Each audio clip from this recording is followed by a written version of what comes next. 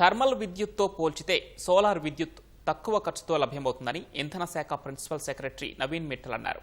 హైదరాబాద్ ఖైరతాబాద్లోని విశ్వేశ్వరయ్య భవన్లో జరిగిన విద్యుత్ accounts officers association of Telangana వార్షిక సర్వసభ్య సమావేశానికి నవీన్ మిట్టల్ ముఖ్య అతిథిగా హాజరయ్యారు. అందరి భాగస్వామ్యంతో నిరంతర విద్యుత్ సరఫరా చేస్తున్నామని, ఆపరేషన్స్లో కూడా విద్యుత్ శాఖ సమర్థవంతంగా పనిచేస్తోందని కితాబిచ్చారు.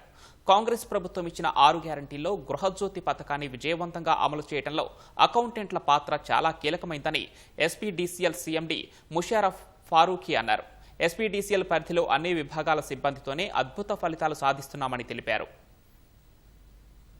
Solar energy is drastically less compared to thermal energy, bringing down overall cost of supply very, very rapidly.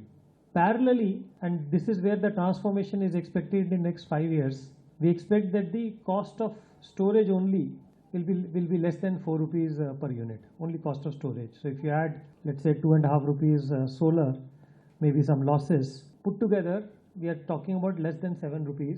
When we are buying peak power at almost 9 to 10 rupees. And if you compare the average or 24 hours, this put together is coming to be much less than thermal power. ఈ రోజు మన తెలంగాణ రాష్ట్రంలో దాదాపు 52 లక్షల కుటుంబాలకు ప్రతి నెల ఉచిత విద్యుత్ అందడంలో మీ పాత్ర ఎంతో ఉంది. కేవలం ఇదొకటే కాదు, ప్రతి అంశంలో మీరు కానివ్వండి, అలానే ఇంజనీర్స్ వింగ్ కానివ్వండి, కలిసి పనిచేస్తున్నారు. దానివల్ల సంస్థలకు చాలా పాజిటివ్గా కాంట్రిబ్యూషన్ జరుగుతుంది.